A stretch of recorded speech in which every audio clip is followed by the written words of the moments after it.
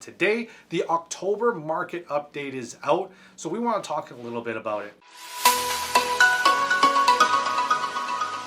Hey everybody, Stephen Ho here with the Mister Sauga real estate team, and today we have the October market update.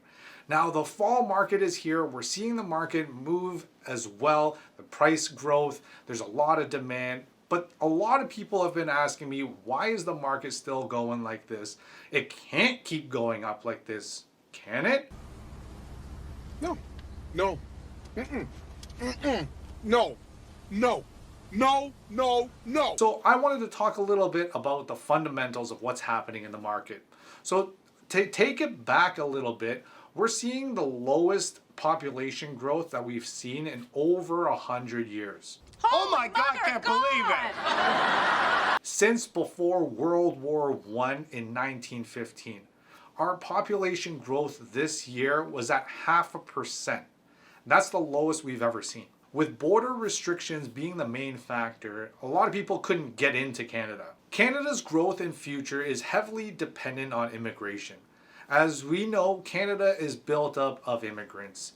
And with the shortfall because of the restrictions in borders and travel over the last year or so, Canada was seeing a huge shortfall.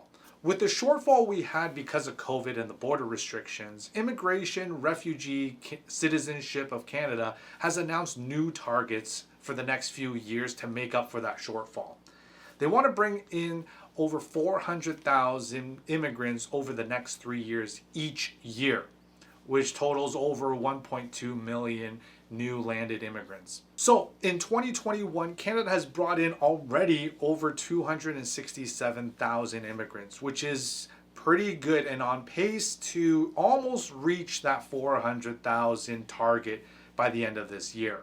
They also announced the increase for the next few years, so we'll see how that happens as the border restrictions are eased up. Ultimately, what I'm getting at is the GTA has been facing a shortage of supply.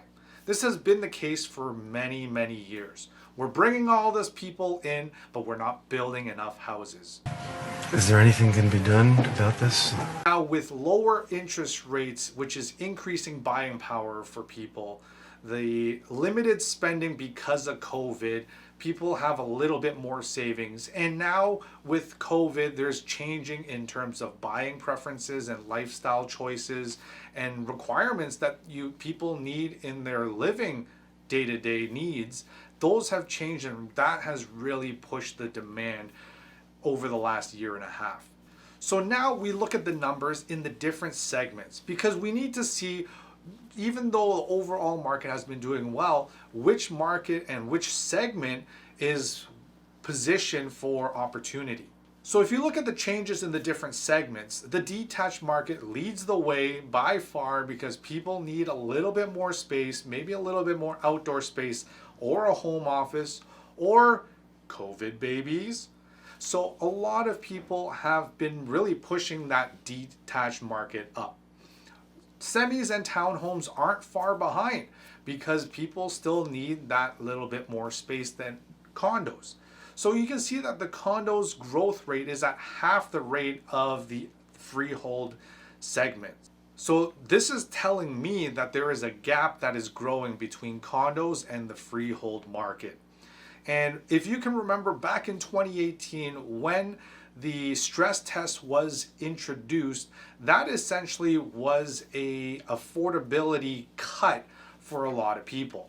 So there's been a lot of talks on increasing interest rates to curb inflation coming up. We're not really sure exactly how much or by when, but when that happens, people's budget and buying power is going to be slowly reined back a bit. And that's going to potentially affect the market. But that's not going to stop people from buying. What that's going to do, as we saw in 2018, they are going to have to buy something smaller or something more within their budget. So how is the market going to be changed? The condo market is going to jump up. I really believe that as buyers can't afford the $1.5 million house or even over $1 million townhome, you're going to have to buy something that is within your budget, and that's going to be a condo. So that's kind of my prediction of what's going to happen with the market as we go forward. We'll see how things go. But if you have any questions on where you think the market's going to go and what you should do, give us a shout. We're here to help. We'd love to chat. And until then, we'll see you next time.